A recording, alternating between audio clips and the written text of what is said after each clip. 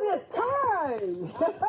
We're celebrating. It's 5 years. We're rolling on the road. We're rolling on the road. 100 shades of diversity. We're rolling on the road. Oh, rolling on the road. We're rolling on the road. 100 shades of diversity. We're rolling on the road. Take it away. Thank you, Cousin Pat, for that wonderful intro. And today is Wednesday, the 28th of May. Can you believe it? This month is almost over and we're going into Juneteenth. What a way to come into Juneteenth, as today's conversation is part two of this community discussion about the no retrial for Patrick LYOYA. We've got some wonderful guests here on today. We have Miosha. She is back because this is going to be funny. This is, you guys, Christine Spicer that was chiming in.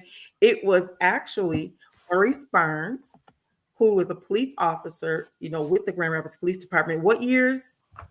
1912 to 1932? Not 1912. 1978 to 1991. To 1991. And I'm so glad that Miosha is here, because on yesterday, we did not know that it was you. We saw one comment that said, hey, this is Maurice Barnes. And you kind of gave us the outline. And then you told us what happened back in, 1979, picture it, Sicily. I'm just saying.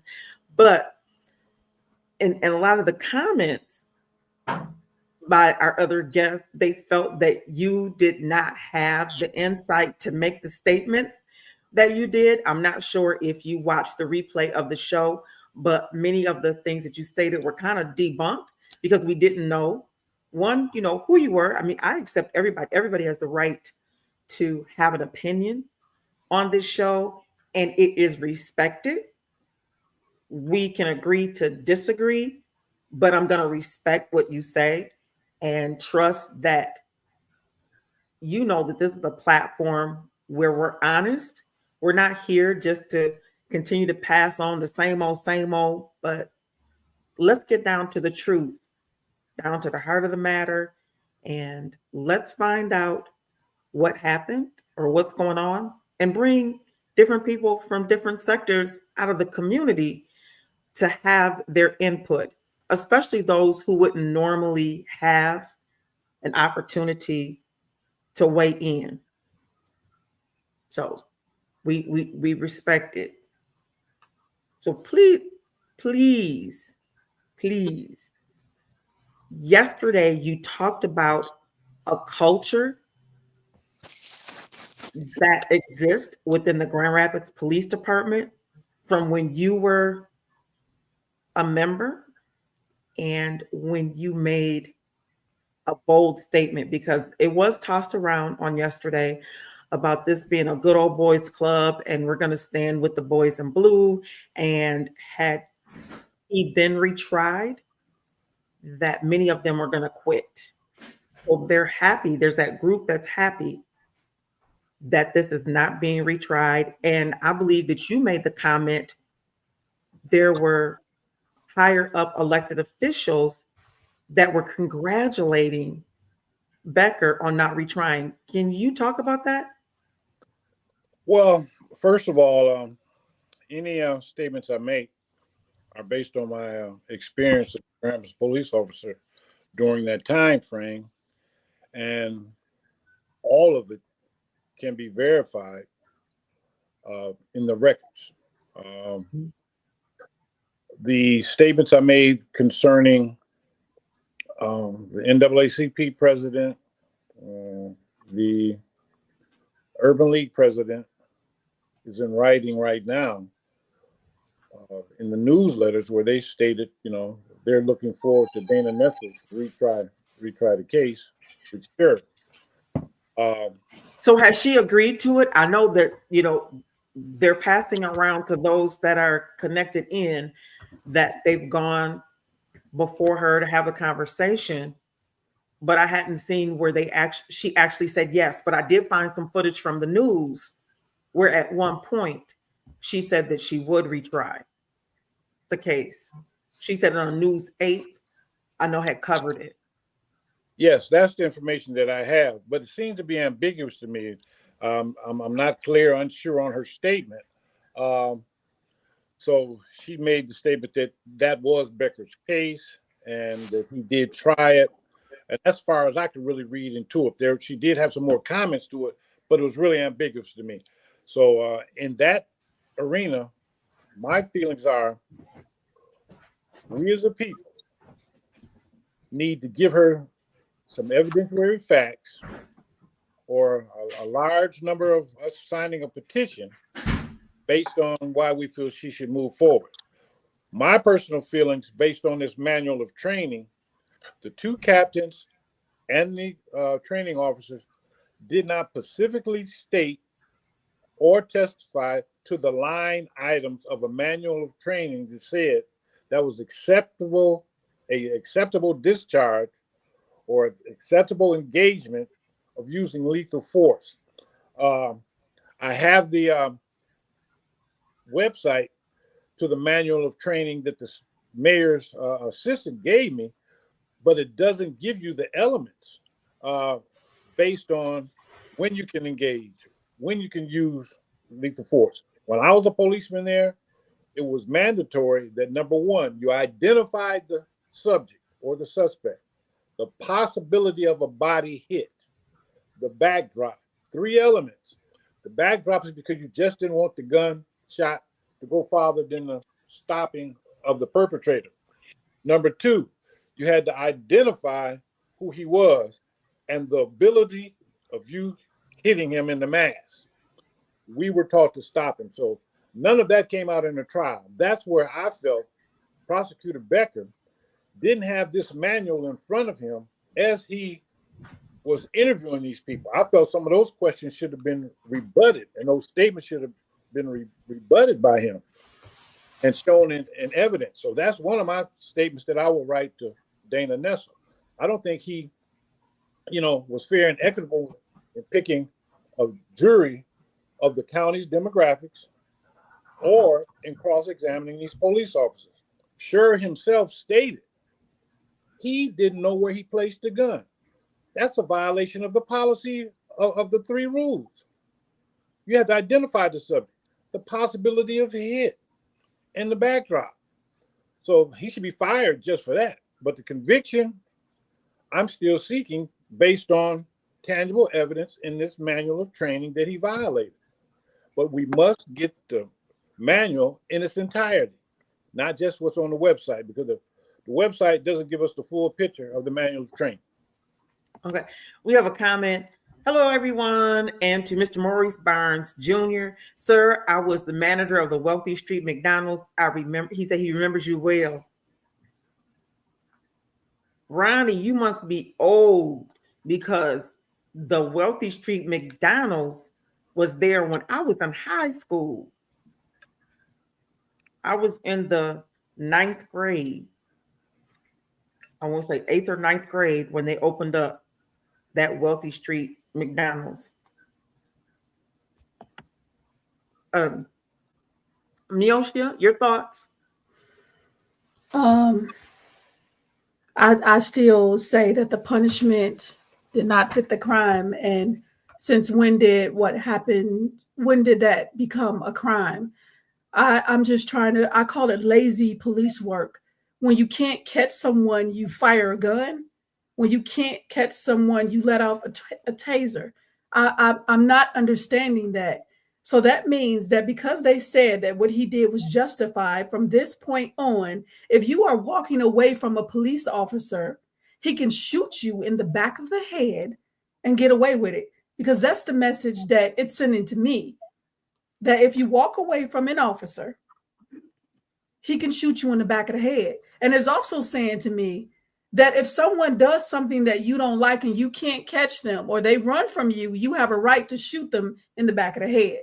So if we are following the example of what they said, then it's telling me that we can just do whatever it is that we want to do. I'm trying to figure out where the justice is in all of it. I'm trying to figure out what those 10 jurors were thinking, because I'm not seeing it. And I know that Officer Scher knows that what he did was wrong. You're supposed to say not guilty, but does he really mean it and feel that? Because he is. Unfortunately, like I said, I hope he's doing a lot of, or I hope that he has repented in his heart, because he was dead wrong. Maurice? Well, in a situation like that, we're taught hand-to-hand combat. We're taught to use every piece of physical equipment we have. And it all gets back into the engagement. Are you in a legal position to use that weapon at that time? A lady pulled a butcher knife on me, and I just took my nightstick out, told her to stay back, told my partner to stay back. We got her husband, got him in the car, and we drove off. My wife was upset with me, but I thought the de-escalation was the best. And Yes. I told her, if I would have shot and killed that lady, we might not have made it out of there alive. And this is a true scenario. So sometimes valor is better in de-escalation. I still feel, and I've had wrestling and fighting. Scher was not trying to. LYOYA did not try to fight Scher. He was always in street mode. He did grab the taser. From the angles that I saw on the video, I did not see him trying to take it. I saw him grab it. I saw him fall. I saw him on all fours with his left hand clear. The right side of his body was covered. Then I saw the shot to the back of the head.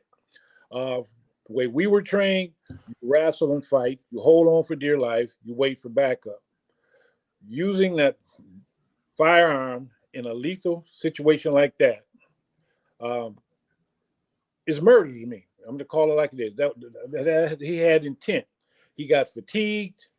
Fear came in him. Vince Lombardi said it best. Fatigue makes cowards of us all. That's a term that I think that the prosecutor should use. That's an old athletic term that was used for us kids all the time. You must be able to think under pressure. I think that Scher panicked. He became a coward, and he shot the man and killed him, period. I think that Scher, from all the things that I've read about him, I think he had a temper problem. I'm not even sure if he panicked, because if someone is running away from you, there's no need for you to panic. That means someone is running away. They're more afraid of you than you are of them. If someone came to me trying to shoot me with something, I'm not sure if I would just sit there and allow somebody to shoot me with anything. And I think if that officer feared for his life, what he should have done is follow protocol and call backup. I think because he had no fear and because he was used to doing what he did, he wasn't afraid to approach him. He wasn't afraid to pull out his taser. I even think that because LYOYA was from a different country, that he thought what he was doing was okay. And I think it was bullying gone bad. That's exactly what I think that happened. There's no reason to justify it at all. You know? So I agree that it was cowardice, but I also believe that it was cockiness. And I believe it was a temper issue. Robert? Yes. Israel Suku is the interpreter for the LYOYA family, too. He is also trying to tap in. I saw his link come up. Yeah, but there's no picture. Okay, I'll try to text him and let him know that. I also agree that this officer was overconfident in his abilities. He should have waited for backup. I believe that the GRPD getting on the stand, which a juror said was essential in him receiving a hung jury, by them saying he followed their protocol and their policies to the letter. The city of Grand Rapids at the same time in the lawsuit is saying he didn't follow their policies, so that they're not responsible. And a judge had temporarily thus far took them out of the lawsuit because the city of Grand Rapids, he was fired for not following their policy. They said he didn't follow the policy, yet these police either got on the stand and perjured themselves in the criminal case when they said he did follow all their policies, or they perjured themselves in the civil suit. So I'm glad you're having this conversation, Kim, Mrs. Dr. Kim Barrington, because this case definitely needs to have a forensic analysis of this case, because it also sends out to our community what they think about us. They think a police officer has the right to be the judge, jury, and executioner on site. And we got to keep fighting until that's not the narrative, because that's a narrative that our community refuses to live under. Big shout out to Maurice Barnes. He was one of the first people, as an example, when I was growing up, that stood up to this system. So I just look at myself as part two of Maurice Barnes, mentoring my community, who did well with police community relations. And we saw how they tried to do Maurice for standing up, telling the truth. So it's great to see he's on this podcast. Thank you, Robert. Yeah, I was saying the other day that, you know, the issue is they're civil servants. They are supposed to work for us. Nowhere can you go and slap your boss in the face and say, I'm keeping my job. You can't do that. I don't understand how we're paying our money and they get to do whatever it is that they want to do without any consequence. I don't understand how this continuously happens and nothing is done about it. It tells me that I don't matter. And I don't like feeling like I don't matter, because I know full well that I do matter. And I know that we do matter, but continuously the same thing over and over again. And something has to change. May I chime in? Yes. I have 6 bullet points that I like to share with everyone. My first one is we do need to contact Dana Nessel's office. Okay, I'm gonna do these as your Miosha. Can you write them? Can you write them down? You want me to write them in the chat? You want me to put them in the chat and you can copy them? I'm gonna put them in the chat, but live so that people can see them as they're coming on. But I need you to physically write them down. Okay. So one, we contact Dana Nessel. Yeah. With the urban on board. Say that again. With the NAACP and the Urban League being on board with that endeavor, that's great. However, I still think we should get petitions out and give her the number of people who are really concerned. Secondly, Okay, hold on 1 second. Robert, are you good? Yes, I'm good. Yes, I'm good. Okay. Maurice, your phone keeps cutting. It keeps coming in and out. No, the problem is that Robert was doing his phone and it was just kind of cutting in and out from that. All right. So we're gonna go back. Now, there's always the show before the show and the show after the show. So before the show, you talked about some things that we could come together as a community and do. On last week, when Robert was here, made the plea to let everyone know that we are definitely behind him and on board as an elected official. And however he needs to move forward as an elected official, that he needed to move forward. But there were those of us who are going to come alongside of him. And so it's nice to see, Robert, look how quickly that happened. That was just last Wednesday. And now we have somebody here, Maurice, who knows the policing system and the culture that can bring that to the table and we can get to moving. And so on today, he has, all right, let's see if we can get, nope, well, there goes this video again. You have 6 bullet points. We spoke earlier that the NAACP and the Urban League were all interviewed this past week by, well, yeah, it's kind of like, was it beginning of this week, end of last week when the verdict came through, and they sat down with them. They pulled out an old interview from Dana Nessel that stated, if, and this was News 8, that she stated if this was going to be a hung jury, that she would be willing to retry the case so that Becker didn't have to retry the case, that she would. And so both Urban League and NAAC both are saying that they're going to pursue speaking with her for her to come and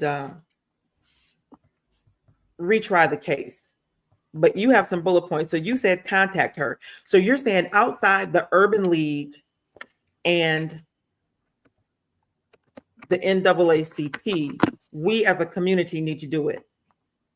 Yes, but we need to network them, let them know what we're doing, because I want to try to get everybody together under one umbrella. My second bullet point is the Grand Rapids Police Department Manual of Training. I think it needs to be reviewed. This is what the, I know you can't really see it, but I want everybody to know, you can see the logo from the city. Request the Manual of Training in its entirety. This just gives us a skeleton view of the information inside. That's my second bullet point, because we're looking for the use of deadly force, the lethal force, based on the 2023 Manual of Training up until today. This is where who do you want to get this manual? I didn't hear you, ma'am. I said, who do you want to have this manual? I think it should be on a website. I definitely want one. I think the NAACP should have one. Urban League. The training manual. Yep, the King County Commissioner Roberts S should have one, because that's where the captains won the case. They said it was part of their training. So we must get that manual.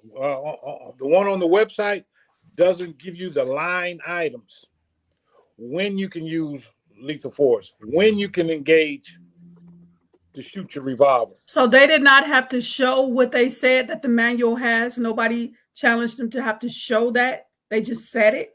Thank you very much. All they did was make the statement. I did not see in that trial where Prosecutor Becker had that manual at his podium and walked it up to those officers and said, is this the one you're talking about? 11.0, 11.1, 11.2. That's the line item in the training that we're not receiving as a public. That's what training is about. There are rules of engagement. There are rules when you can use your taser and how many times you can use your taser. They're giving the rules in Sher's favor, that it was dangerous. But Sher was shot with one himself. It didn't kill him, but he got on the stand and said he was in fear of his life. They used semantics to get this hung jury. The public does not have the true identity of that manual of training. That's my second bullet point. And my third bullet point is the two captains with the organizational behavior and the organizational culture. That's the organizational behavior of that police department. That's the organizational culture.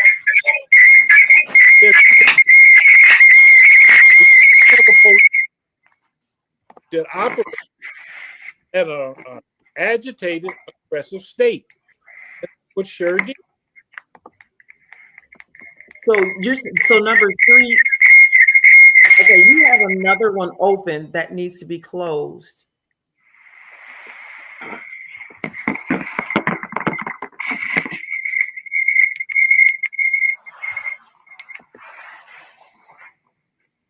Okay. I think that might help. I took the other one out. So your third point was concerned with the organizational behavior and the organizational culture. Okay, Robert.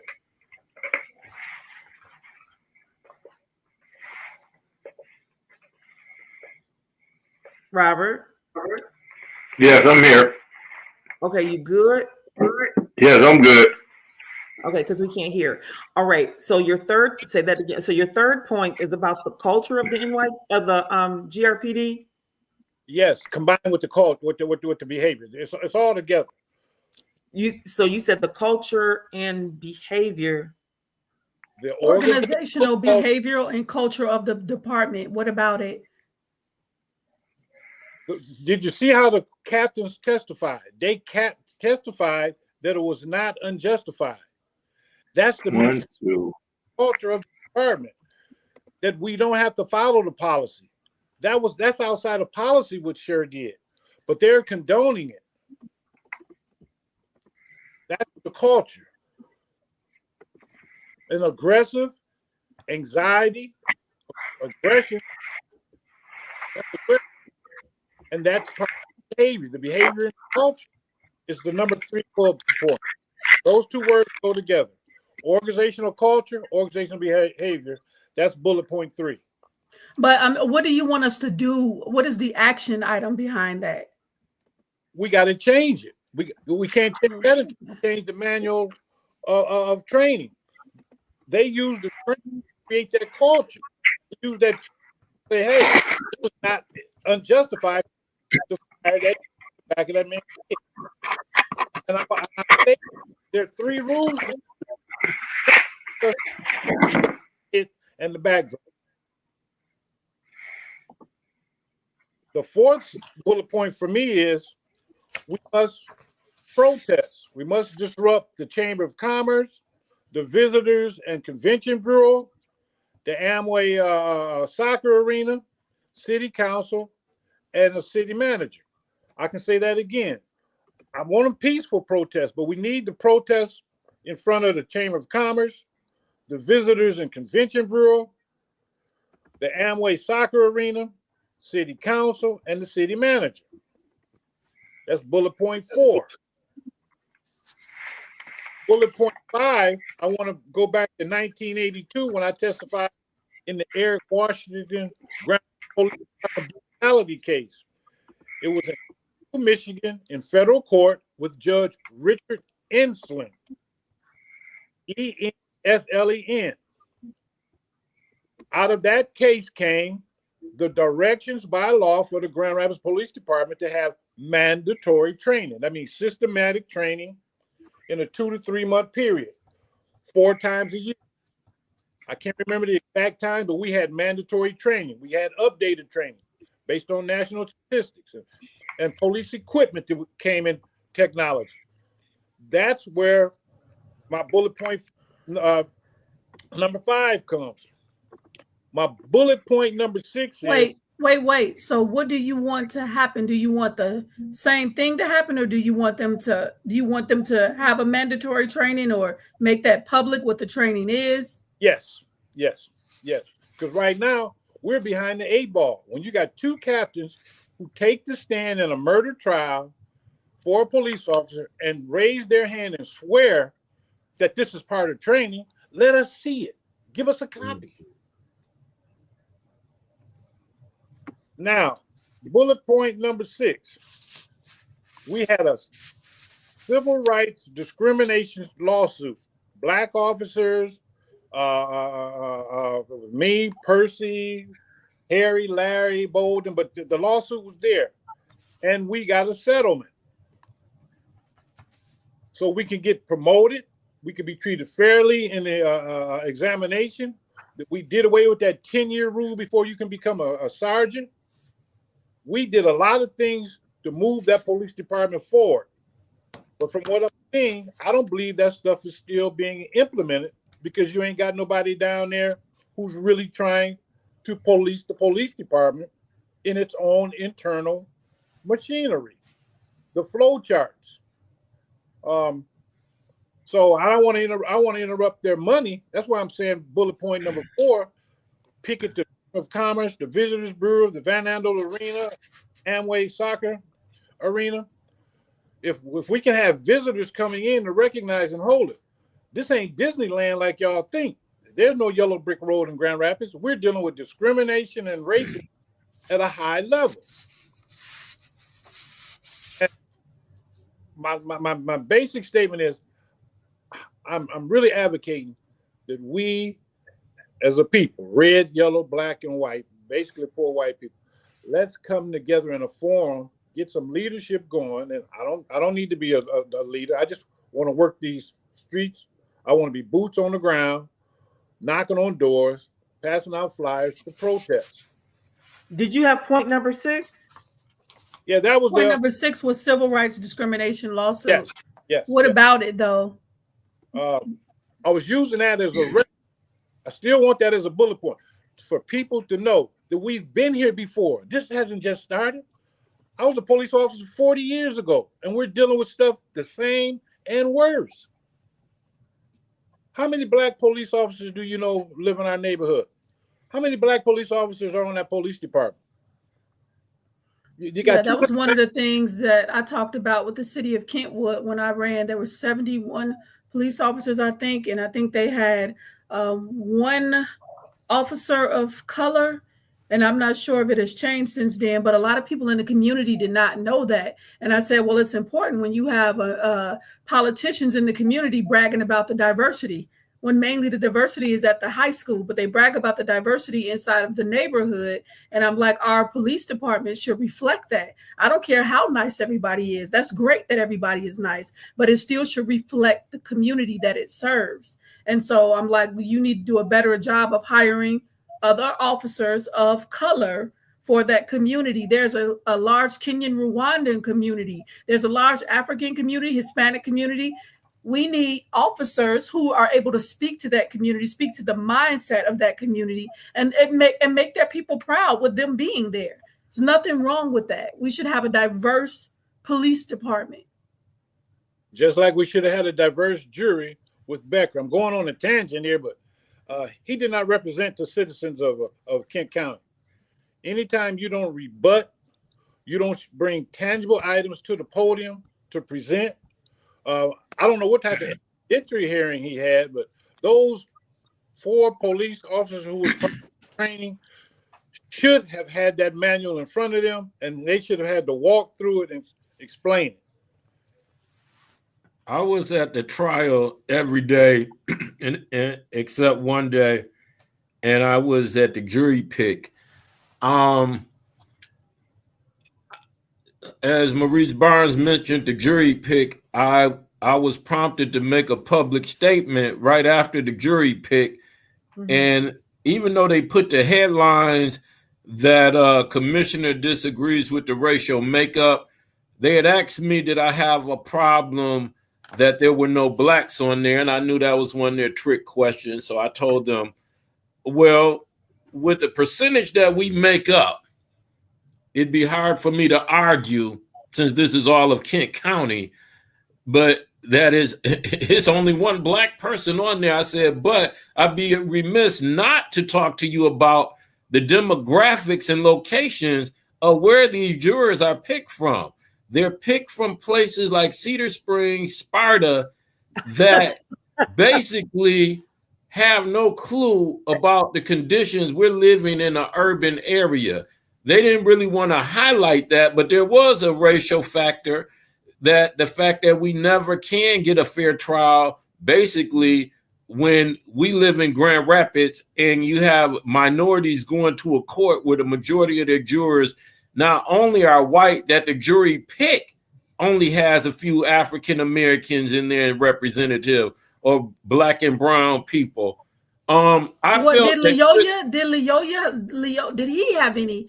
We know that we're African Americans, but were there any Africans that had an opportunity? So none of his peers basically were on the jury. No, okay. No Congolese community. Wow. Nobody from the diaspora, none, period. I did feel that Becker, me watching the whole trial, I felt one of his strongest points was when Chris Becker cross-examined Christopher Shore, and I thought this would be highlighted in the media and on the news. He said that you never put in your police report that Patrick LYOYA hit you, that he threatened you, or that you feared for your life. And he went over this. He almost went through his whole police report. He said, now you come in and you're adding all of these things that you never writ down, and you had 2 weeks to turn in your report. I felt that Becker had basically won that case. I didn't see anything that the defense brought. I felt the defense thought they were going to lose because they asked for a mistrial every day, including they asked for a mistrial when they said they caught Judge Elmore rolling her eyes. Come on now. The jury pick, I said something in the beginning because I also saw somebody that was having a relationship with a police officer, and she was saying, well, the police officer is either from Walker or Granville that she's either married to or in a relationship to. And I thought she should have been kicked off the jury. And I didn't have any way I could make any input to that, but I knew they had at least one jury because they're a fraternity. And you notice when Christopher Shore said officer involved shooting, that all the police in the area came, East Grand Rapids, Wyoming, everybody comes. If a police die, every police officer from California to New York, they come. They're a fraternity. There's no way that I believe this lady when she said her and her husband never talked about this trial or knew anything about the Patrick LYOYA. Also watching the jury pick, I saw more people that would have leaned towards guilt, but they were so highly emotionally motivated by this crime that people would kick them off. Because they would ask them, can they be unbiased? They said, I will try. If they thought anybody knew the police could lie, they tried to get them off the jury. But the people who I knew, one guy who went through police training and then later decided he didn't want to be a police anymore, when they would ask people that I knew, there were 4 people, a city inspector. I knew there were 4 people with connections to the police that I felt probably couldn't be unbiased, but I can say they did a very good job of trying to convince that they could be unbiased. But when it came back that the first 4, and I think Becker should have talked about that more in his decision, the first time the juror came back, they said 4 for acquittal, which already, we play spades, so we know they got 4 in the possible. Yeah. I knew they had 4. From watching the jury pick, but 4 for acquittal, 4 for manslaughter, and 4 for second-degree murder. That means 8 people thought he was guilty of something. How did these 4 convince these 8 to switch over? And every time they would come back, you could visibly see they had been in some harsh arguments. There was a Spanish male and a Spanish female also that were in the jury. And Maurice Barnes, they don't pick who's going to be the alternates to the end. Whenever I see them pick alternates, they pick them, they just put their hand and pick numbers. It's usually like seat 4, seat 13, seat 8, and seat 1. This is the first time that I saw that they picked the 2 alternates, and the 2 alternates were 2 Hispanics from Grand Rapids, Michigan. They were number 1 and 2. These were people I think probably would have favored Patrick LYOYA more from the questions that were asked, how they were answered. But I do believe they could be unbiased. But I saw them writing down notes from both the prosecutor and the defense, being a little fair. And that was the first time I saw people sitting right together, 1 and 2. Was very highly unlikely for me to believe that would be picked to be the alternates, meaning they didn't get a chance to go in the jury room and say what their vote would be. So I'm glad Maurice brought up the jury pick. I'll close by saying this. Out of the 6 things Maurice has brought up, there are about 3 of them that I'm currently have been talking to people in power positions about bringing forth. I have a lot of things that I'm working on, but sadly, when we put things out public, since we don't have any organizational meetings between the leadership in the African American community of late, because of some political differences between politicians. So a lot of leaders have piled up 99% on other sides. When we basically come out, me and LYOYA family, we say we're going this route, or we hear protesters, or we hear community members like Maurice Barnes, who genuinely, Maurice, like I said, has had skin in this game back when I was in elementary and high school. When we hear those things, a lot of times somebody takes it and they run and they'll do a press release. We were, as talking about Attorney General, a lot of times we need this organizational meeting, because just like Maurice has brought his ideals together, and Dr. Kim Barrington has us all here on how we can help implement them, we get a chance to see what's the best way to present these. Sometimes we got the press releases that we have are not always the best way to present every plan that we have. Mm-hmm. And I am praying that the Attorney General does charge, and she needs to stick to her word.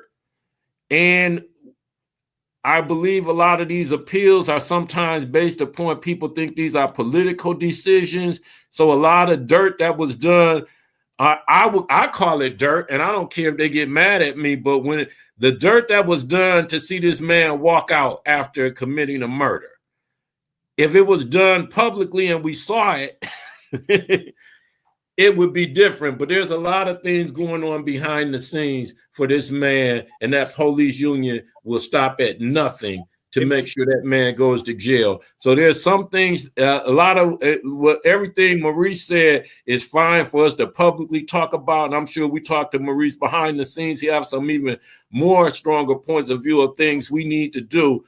But I do believe that we need to be meeting as leadership, because this is way serious, more serious than I think most of the leadership in Grand Rapids understand. I'm talking to young people in barbershops. I'm talking to young people on the streets. The message that they can kill anybody that doesn't follow their order is getting a response in the neighborhood that the police in the city of Grand Rapids don't want to hear. I have text messages where people text me like, we're ready to burn the city up tonight. So I have to call people and say, don't burn up the city. When I'm in the neighborhoods, people are telling me if they put their hands on me like that, I know I'm in a fight for my life. I know the way he said he feared for his life, the way not only the verdict, but people coming out from the law enforcement saying he should have stayed in the car. When you don't listen to the police, this is what happens. That message is telling young people, your life, we're practically back in slavery. If you don't follow his order, you're dead. And in a civilized community, I would really caution the city commission to get out as fast as we can, because I can show you many videos of white people not listening to the police. I always tell people, listen to the police, follow their direction, follow their legal direction. I always push that, but we know human nature. I can show you many videos of white people doing things black people would never dream of doing to the police and making it home safe. I want to say this, and it is important for people to understand this, because in all of the verbiage that I've seen, they call them immigrants. They're not immigrants. And so there is a way that people believe that immigrants, based off of who our president is, should be treated, and it's okay. And that is 90% of the problem. They are not immigrants. They are refugees, meaning that they came from a war-torn country seeking refuge here in the United States. That's something I mentioned. And that will make a major difference when you're having the conversation and when you present any type of presentation that is going to be made on behalf of, the disenfranchised community or the BIPOC community the disability community, you have to understand that there is a definite difference between someone who's an immigrant and someone who is a refugee. And it should have been treated differently. And had that really been brought out in the trial, that definitely would have made a big difference. And I don't think that those 8 people would have changed their minds if they looked at it like, okay, this young man is a refugee. One of the big things that keeps coming up on this show, even as yesterday, was he should have never touched the taser. Again, if you are a refugee and you come from a war-torn country, you respond differently. There's language barrier that's there, regardless if he speaks, the best English, there is still a way, even if you speak the King's English, London, here, and the United States English, it is different and it has a different connotation. I don't think with the hearts of these people that it would have made a difference. There are immigrants who are here who have, there's a language barrier, right? Nobody should be treated that way. I don't think if someone pointed a gun at me, okay, again, I don't need, or a taser, a gun or a taser. Okay, you're using the word immigrant, and I said they are not immigrants. No, that's not what I'm. No, that's not what I'm saying. What I'm saying is, regardless if they are an immigrant, and believe me, I know the refugee community, the immigrant community. I'm saying regardless if it's immigrant or refugee, and I understand what you're saying. You're saying because it's already high anxiety. I get that, but even for a lot of immigrants that come here, same thing, right? High anxiety. But even for us, as the African-American community, same thing, high anxiety. Nobody wants to sit there. A natural human reaction when somebody pointing a taser or a gun. I couldn't tell you the difference between either one when you're pointing a weapon at me, that I would just sit there and let you take my life. And I brought up before, this happened right after the George Floyd incident where somebody obeyed all of the rules and they still took his life. And I'm going to trust you to not think that you're going to take my life right now. And that's the thing. They want us to trust them, but they don't trust us. And they're the ones holding the weapon. And that's the part, Dr. Kimberly, that is so scary about all this. And then you top that off, like you said, with somebody that's coming from a war-torn country, where police officers do very brutal things. And they probably were never expecting that to happen in America.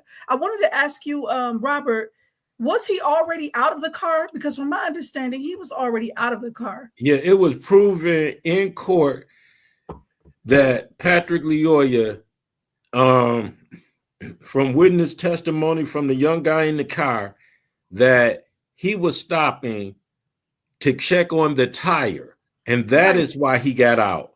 Exactly. And as they went through the video and the testimony, it was evident to see that he had no clue the police was behind him, because the police had just passed him. So while he's stopping, the police has to pull into a driveway, come out the driveway, and get behind him. So that's why when he gets out, he's like, what did I do? So I'm glad you brought that up, because that definitely was proven. Yeah, because the whole thing is it was not a traffic stop. Hold that thought. All right.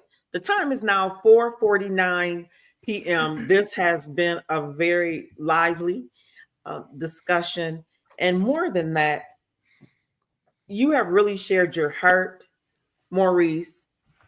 And it's not just as a citizen of this county, but as someone who was out there on the beat, in those same shoes, doing the same line of work. I think we all need to understand and we all need to respect Maurice, number one, as a Black man on a white Grand Rapids Police Department force, a Black man in a white man's world trying to tell a white man what to do, for a traffic stop, a break-in, any type of altercation, where his life stood. And when he saw the brutality and stood up against it, what happened to him subsequently? So not only, do we fear or have anxiety as just citizens or elected officials or those who have platforms or even, been a part of the elected official arena, there's an even greater fear that's warranted when it comes to you. I want to salute you. If I have some hair, I take it off and I do like this. Laughing with you, not against you. Okay. I do. Again, Robert, I want to tell you how much I love you. I'm saying it publicly. It's on 6 platforms and it's going to be shared, just love you all over the too. world. We in 50 states and 10 countries. People may not always agree with your methodology, but your heart is there. And sometimes when we are going through radical situations, there needs to be a radical solution. Yes. Miosha, you have been out here. You're an outsider who's truly an insider at this point, and you came in and you have wrapped your arms around this community and its people, and you also have a heart for the folks. And it's amazing to me that those who truly love the people and have the people's heart in their hand, that they don't want them in office. You rather have somebody that you can manipulate, control, and will get on board with all this shenanigans. I'm not for the okie doke. All of you always have an opportunity to come and to share and to talk as much as we can about what's happening without showing our whole hand. This is just like playing a poker game. We got a good hand, but we can't show the people that we got a good hand. But they can see that we can win. We have some solidarity, and you definitely have a media platform that is reaching folks that you can always come on. Always. I got folks down in Georgia who are asking to come on because they've got some issues that are going on down there with racism within their jail. And can we come on and can we talk about that? Absolutely. That's the impact that this Rolling on the Road is making, that if somebody from Georgia can say, hey, can we come and get on your show and talk about what's happening, so that we have something that we can take back to our folks and say, look, we talked about this out loud, things where we can't talk about, or we don't have a media outlet to get it out.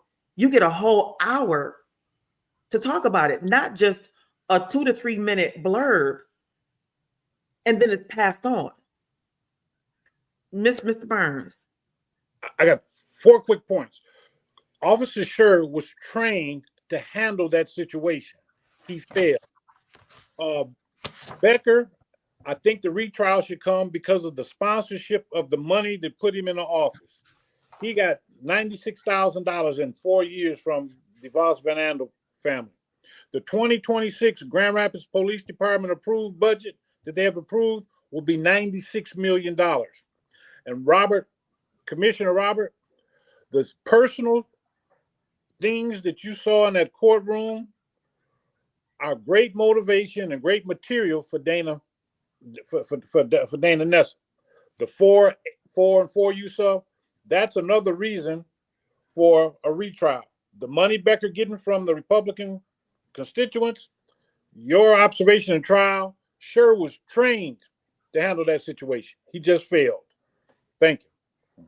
Okay, what I really would like to happen is, with you, Robert, being on the front line, and with you, Maurice, with your insights, and if there are other officers, whether they're black, white, green, orange, purple, it doesn't matter, can attest to and have the personal courage and bravery as you have done on today and on yesterday to talk about it, put those pieces together is what needs to happen.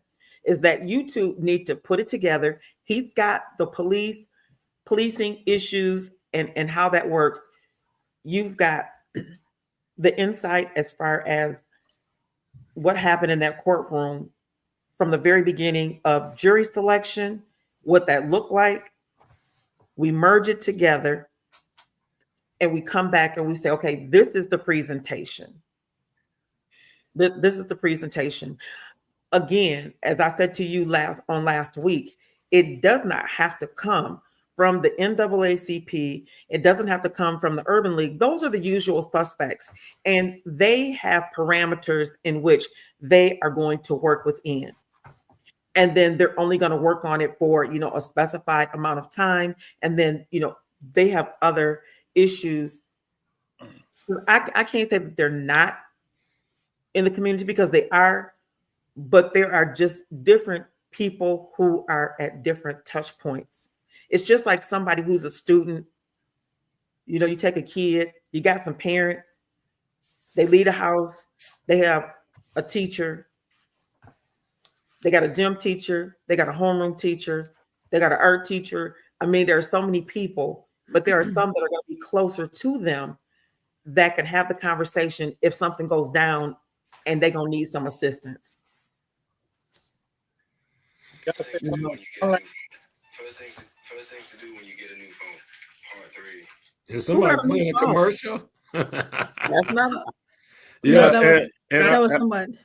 I've had some good meetings with the Urban League this week. Looking forward to meeting with NAACP, and just making sure we're all lockstep and footstep, because we have to be. Because as Public Enemy said, it takes a nation of millions to hold us back. They have to understand that there's a lot of people have been united under anything from Proud Boys to Magna to anything people can get. And I say that because Donald Trump, Mr. MAGA, Make America Gruesome Again, he has come out with a directive almost supporting police immunity with executive orders. He's threatening to go even further. He's threatening to let David Chauvin out of office. How many people got united behind nonsense? And here we are, all passionate about true justice and doing what we're supposed to do rightfully by citizens, and letting people know that the lives of these young people matter, but we can't stay united on it. We have to be united, a united front. As a wise man once said, our unity will be more powerful than the atomic bomb. So I'm looking forward to continue to do that. And I've always been lockstep with Maurice. I got a little out of reach during the trial. I was so in depth. So my apology to Maurice, but Maurice was very big part of helping me get back in office and spending a lot of time volunteering and helping bring other volunteers.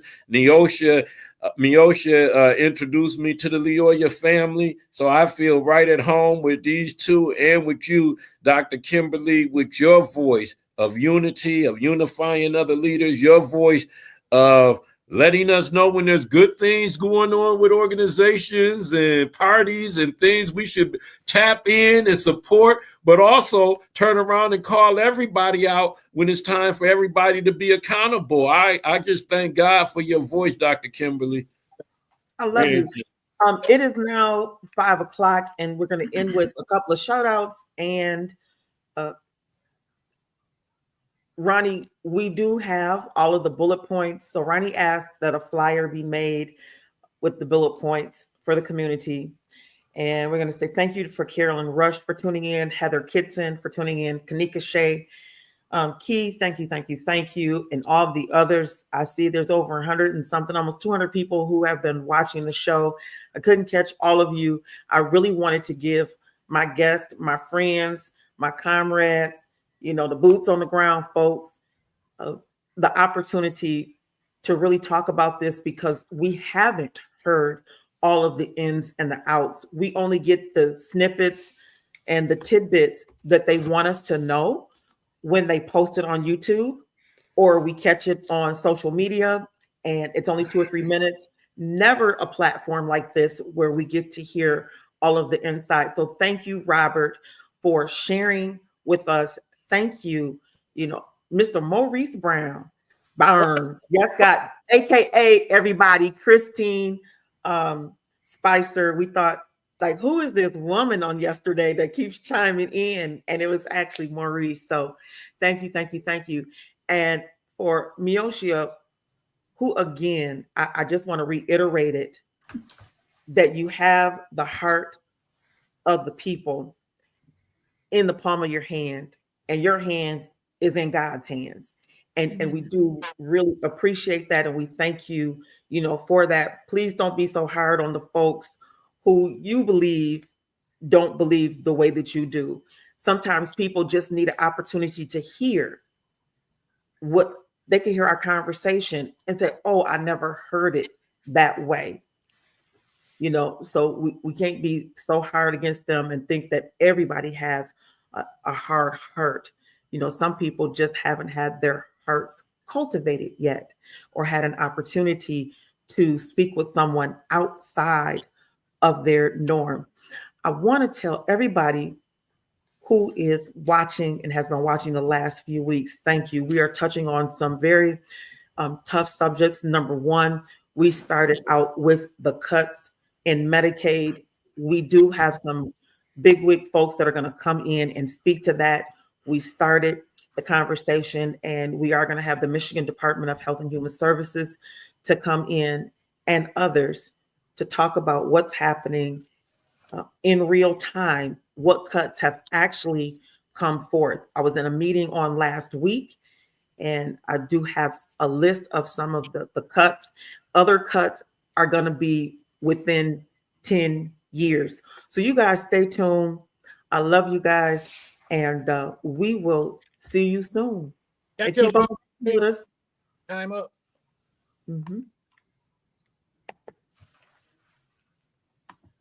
It is. Okay. All right. Thank you.